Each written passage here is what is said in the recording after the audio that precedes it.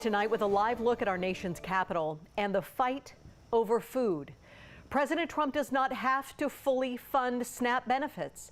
Earlier tonight, the Supreme Court temporarily blocked a lower court's order that required fully funded benefits.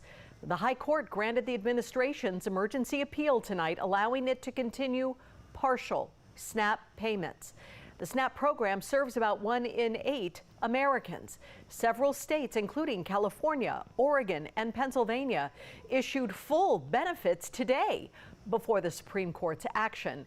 The administration argued it cannot fully fund SNAP because it can only spend what it allocated in contingency funds during this government shutdown. Some headlines on this story say that President Trump is starving children. Other headlines read, it's all the Democrats' fault. But the people who need food are caught in the middle.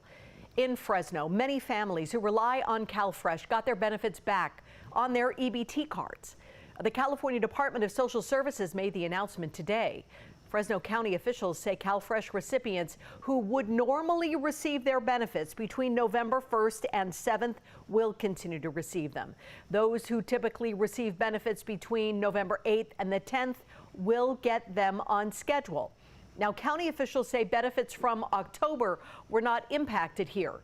More updates will be released as information comes from the state, including if tonight's Supreme Court decision forces the pullback on these benefits. Pressure is mounting on both Democrats and Republicans to find an agreement that both sides can live with to reopen the government. National correspondent Kayla Gaskins joins us now with that story from the White House. A deal to reopen the government remains elusive as President Trump shows no interest in working with Democrats to reopen the government. Democrats say that's exactly why they couldn't trust a compromise plan floated this week. Well, they feel better about our country right now, other than the shutdown, obviously, which is caused by the Democrats, could be ended by the Democrats in 2 minutes. I don't think it's a secret to anybody that the Democrats shut down the government for political reasons. There's been plenty of news coverage of the incredible pressure that their far-left base has been exerting. Republicans need 60 votes, including a handful of Democrats, to reopen the government.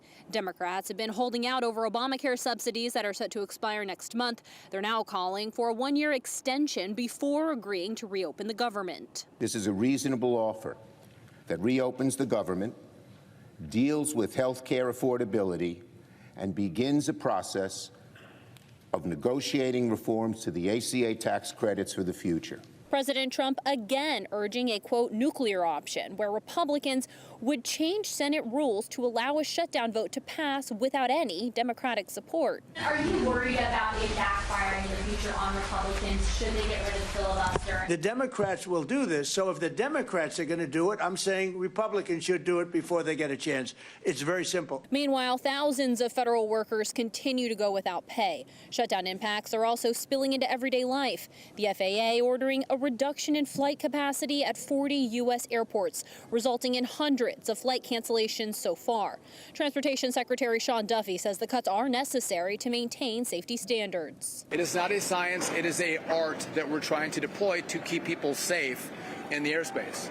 Senate Majority Leader John Thune says even if Republicans wanted to nuke the filibuster to reopen the government, they don't have anywhere near the votes to do it. At the White House, I'm Kayla Gaskins. Now, tonight, U.S. Transportation Secretary Sean Duffy is warning that airlines could be cut up to 20% of flights if the government does not reopen. He originally said maybe 10% last night. Major airlines are now vowing to help people rebook their travel or provide refunds or credit.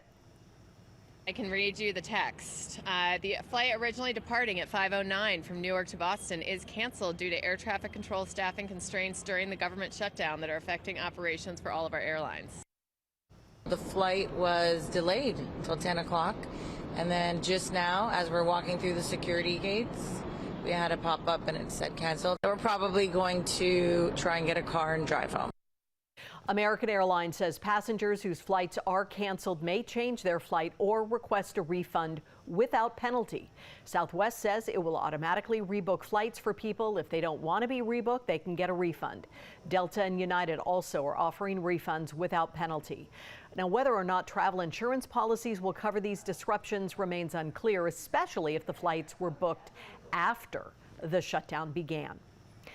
A major Valley nonprofit is warning more than 1,000 employees about possible layoffs, but critical community programs, they say, will remain open. On Monday, the Fresno Economic Opportunities Commission issued temporary layoff notices to 1,035 employees across multiple cities, including Fresno, Clovis, Sanger, and Huron. In a statement, Fresno EOC CEO Stephen Lewis says the notices were issued because of the ongoing federal government shutdown and its impact on program funding. He emphasized that the notifications are required by law, and if the shutdown ends before January 1st, the planned layoffs will be canceled. He also reassured families that all Fresno EOC programs will remain open.